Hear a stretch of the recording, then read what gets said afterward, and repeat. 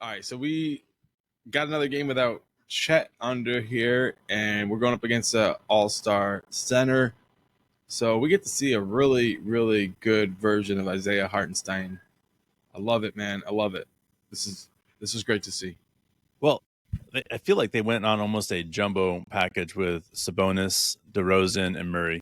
I know that there's just starters anyways, but power forward, small forward that is very dominant, and DeRozan.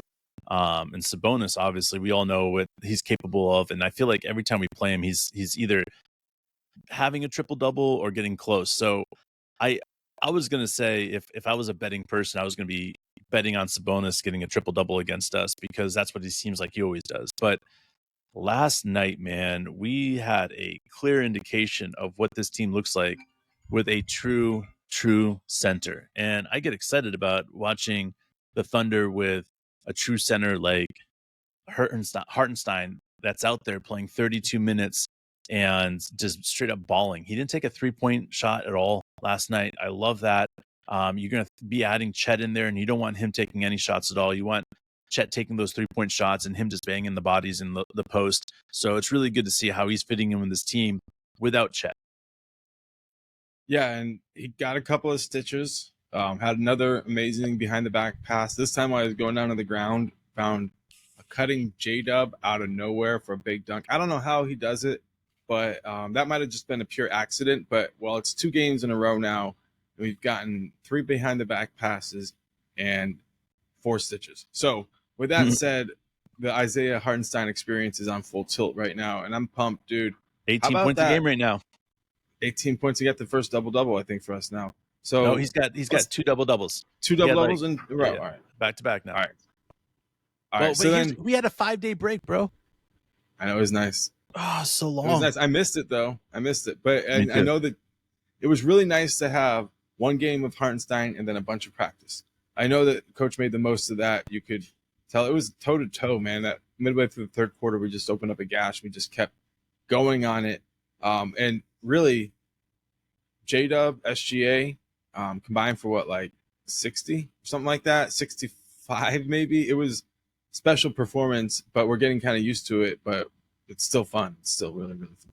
Yeah, and you're looking at all these stats, and one of the things I looked at, I love to look at minutes to see who's put the most minutes in the night. Let's just throw that out there. That was Lou Dort, guys. 39 minutes. But I'm going to tell you a stat that's going to blow your all's mind. He scored 0 points and only took 2 shots. 2 shots, guys. That is it. But he had 10 rebounds. He had 2 offensive and 8 rebounds, 2 assists, 2 steals, and a block.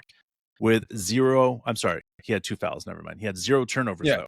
And that's what, to me, like, that is what we need from Lou Dort. We don't need him chunking up 5, 6 threes every game. We need him focusing on his defense and shutting down DeAndre Fox or whoever else is the guard that he is happened to be on that night.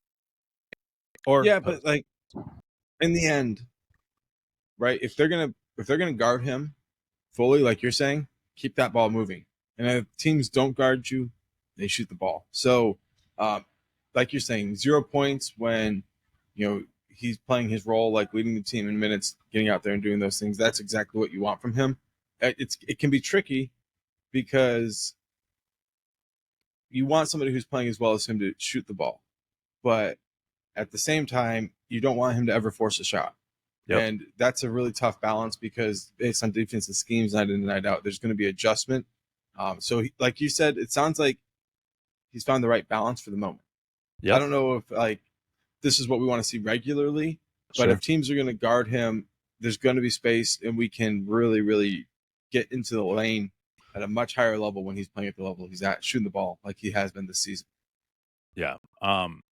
Absolutely, man. And we have so many guys that just played well, like you said. J-Dub with 28, Shea with 37.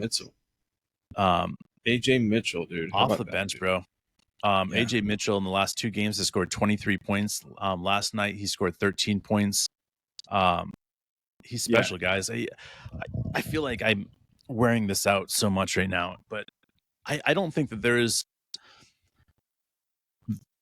He's going to rise up on the rookie rankings really, really fast. I think by the end of the year, I think he'll be in a redraft, a top 7 pick in the redraft of this last year. 2024. I think people would draft him in the top 7. That's how much he's added to his stock really, really quickly. Very similar to how Lou Dort or any of these other guys in our system have really, turned the tables when it comes to either not being drafted or a second rounder. Then in the redrafts a year or two later, they're a top 7, top 10 pick without question. So I look at AJ Mitchell just making a name for himself right now. I'm such a proud moment as a Thunder fan to watch him play and just dominate. And it's not like he's not getting meaningful minutes either. He's getting incredibly meaningful minutes, and it's fourth quarter minutes. It's second quarter minutes when it matters. And you can tell like coach only plays those guys that he truly trusts during those minutes. So AJ Mitchell being able to do that and being incredibly effective and only missing 2 shots on the night, like that's what we need from every bench player, but especially a rookie, man. That just shows you how locked in he is as an individual, and his shots that he's making are just beautiful, and the way he's getting to the hole is just beautiful, and the way he's passing the ball is just next level. So I can't help but get even more excited about our second round pick that's just taking minutes away from guys like Isaiah Joe and Aaron Wiggins. Like he's really making it difficult for these guys to get minutes. And dude, I love it. I love it. I've told you this so many times. I don't see a rookie coming in and just taking minutes away anymore. But AJ Mitchell has found a way to do that, and it's a beautiful thing. Yeah, and now with Case and Wallace being injured, I'm not sure what's going on with that. I watched it 15 times, bro. Maybe you saw something better than I could. I couldn't figure out how he went down, and it's being listed as a sprained ankle, but like from my recollection, he grabbed at his quad, and he went down. I don't know if there was contact when he went down, but it was like he planted and just sort of collapsed and just hung onto his quad. And like I said, listed as a sprained ankle, but did not look good just because of the way that he was holding. I think he could be fine, or it could be another couple, maybe month worth of injuries here for us. This is a lot of product of, I think, this incredibly intense schedule we had to start the season. And so bad. Yeah, and it's really a bummer to see Kaysen, like he's been playing great. He really has been. Opportunity for other players to step up, but we really need him out there. We're getting kind of thin in some spots.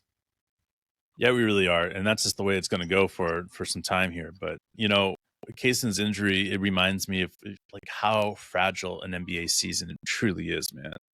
I think about a lot of things during the season. If we can stay healthy is what I feel like I say more than ever. If we can stay healthy, if we can stay healthy.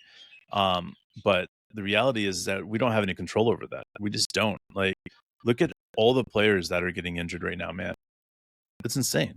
It's for everybody. It's just not one or two people. It's for everybody. And that's where it gets concerning to me, is like, at what point does the NBA say, okay, we need to rethink about the schedule, stuff like this? Because this is a byproduct of having 15, 16 games, 17 games in a month. Like, you're revving up these engines way too many times in 1 month. And, getting back to the game last night, man, I watched as the second half, you saw the Kings just crumble. And a lot of that's because of what's happening in the locker room and adding this and adding that player and the consistency that's not happening.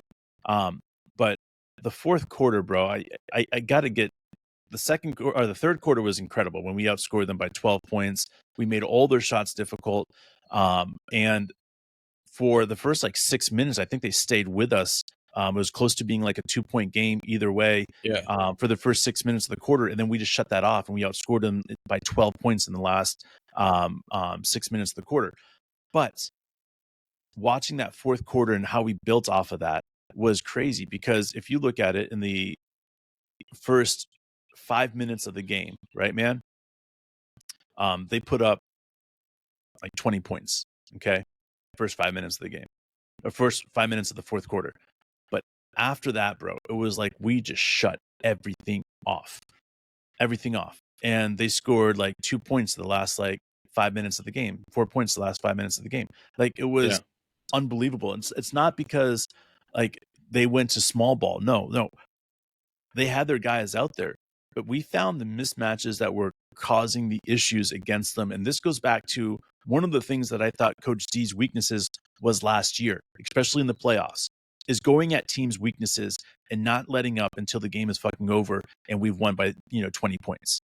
Like, that is one of the things I felt like Coach has struggled at finding, right?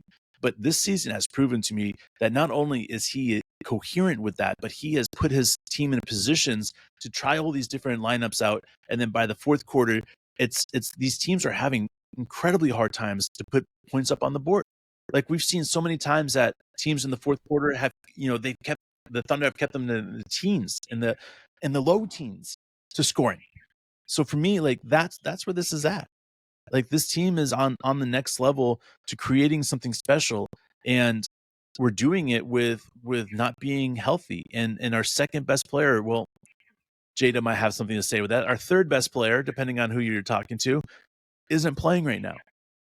And that just scared the fuck out of everybody, bro. We're at 13-4. We lost 2 games in a row right after we lost Chet. But if it wasn't for that, man, I'm telling you, we'd be right now, we'd be 15-2. That's just 100% take that to the bank. So this team is so close to being able to dominate on every level, and that's with a center, that's with a power forward like Chet, because you put Chet in his power forward position, he's not bumping bodies as much. He's not being forced to go up 1-versus-1 like he did and getting thrown down to the ground and breaking his hip. He doesn't have to do that. He can let Hartenstein do that. He can get the ghost blocks, man. He can get those Kevin Garnett blocks. He can do all that stuff behind the scenes that people aren't seeing from Chet that we know he can do. He just got to get to that power forward position. Or he can say, I want to stay in that center position, and we're running 2 centers out there that are perfect. So, dude, this is exactly where we need to be before Chet comes back, is in that position that good things are happening. And Chet's coming back, I'm guessing within a month. I'm guessing by the end of Christmas, we'll see Chet. If he's not on the court, he's going to be getting game ready by end of December. And that's not, I kind of figured it would be after the All-Star break, because of the way that they said they would evaluate him after the 2 months or whatever. So I figured it would probably actually be a little bit longer, but you could be right. Like, they will go slow with Chet. They will go slow with Chet, but if the doctor clears him, and they're going to take their time getting him back, and that means that he's been cleared at the end of December, I wouldn't be surprised if the Thunder don't have him back on the court for at least 3 weeks. I'm sorry, but like a hip means that he has to get back in basketball shape again. Running, sprinting, running up and down the courts, jumping, all this other stuff that he's got to redo to get back in shape. It's not going to take him long, but a couple weeks is very nice for a young man to get things going again, because he's got to get that motor going again. He's got to get that revving it up, and putting a young player in a position that he comes back from an injury and you're like, you got to go play right now. Like, that's not how we grow. That's not how we roll. It's just not, and so my thought is the goal would be is Chet to be able to start getting ready for game like activities end of December, early January, and then we're good. Like, everything else doesn't matter, because then by the time that happens, everybody else stays healthy, then we'll be in the domination stage from mid-January all the way until April. And just how it's going to be. When we get to May, we know we're good. I mean, this was a good game, dude. We were able to open up, like you said, we just started pouring it on them. And now we got 3 tough games, so it's going to be a challenge. But, like, this is the West. This was a tough game. It was a tough game, but the next 3 games are the top 3 other teams in the West. So that's where we kind of find ourselves in a spot where it's like, I know the Kings, last year they played well, but this year they're not playing at that level yet. Last year, the ball snapped around the perimeter for them. Things went really well. Like, they were really good knocking down shots. It's not clicking yet. I think that they'll probably find it, but this could be a step backwards for them. We don't know yet for the Kings. But what I do kind of like look at with us, like you said, is we're down Chet, top 3 player, our best defensive player, probably, or second best defensive player. And how were we responding to that? And like when we got that momentum, this was really the first game I feel like we really just kept that gas on really all season and just kept going and did what we needed to do, game over, go home, or stay on the road trip and continue this. But it's a fascinating point of the season because you could easily see these games going the other way. Honestly, without Hartenstein, I don't think we win this game, even though we won it by a lot. I said the last game I was pretty sure we wouldn't have won without Hartenstein based on the score. This one, I think that he's so effective in what he does that it's like I do think that we would have had trouble winning this because the crowd would have stayed in it and it would have been a crazy game all the way down the stretch. So it's a really great part of the season, next man up mentality, and we get to learn what each person is capable of doing. We want to see Caruso get back. It's tough seeing him on the sideline, but I know he'll be back, and that'll be great. Before we do anything else, let's look over at that Philly versus Clippers game. So the Clippers beat Philly, and if you're paying attention to our future picks, which is hard not to, it might look like the Clippers winning is actually bad for us. But the way I look at it is the NBA season's long, and we want both teams to be in as big of a hole as they can be whenever the script starts flipping. We know the Clippers are going to have trouble getting into the playoffs. But right now, damn, they look like they know what they're doing. And we know that the Sixers will make it into the playoffs even if they try not to. But right now, it looks like they're with the tanking teams. So something that kind of like exaggerates this, to me, I feel like is actually good for us. I don't feel like we're at the point where we want things to go our way yet. We want both teams to kind of get a little bit deeper in the mud before they start going our way. Yeah, absolutely. I mean, the dirtier it can be, the better it is for us. Just remember that, guys. And I want to juicy. Yeah, and I want to throw in here, guys. This next section of the our road trip or our schedule is insane. I just want to go over it because I think it needs to be brought up because from December 28th to November 27th to December 28th, we only have 2 home games. Oh shit! Yeah. So last night was Sacramento, obviously at Sacramento, and then we played Golden State at Golden State, and we play Los Angeles at Los Angeles. We play Houston at Houston, and then this is what's insane here. We play Utah at us, and then we fly all the way to Toronto. We play Toronto, then we fly all the way back to New Orleans, play the Pelicans, then we fly to Orlando, Miami, and then we have Washington at home on the 23rd, and then Pacers and Charlotte away. Dude, this is insane. We got a really tough schedule, and only 2 games in December are in our home. So we've got a tough schedule. Yeah, dude. I hope the guys get their airline miles for this shit, dude. It's tough, man. Crazy. I've never seen a game or a month where you only get 2 home games and everything else is literally spread around in such an insane way. Like Houston, our place, and then Toronto, and then we got to come all the way back. Like, just insane. Like, why not flip those games around? Make it easier for us. Oh well, we'll figure it all out, man. We appreciate you guys listening. Love you, Dave. Throw up some hearts. What? Throw up some hearts. There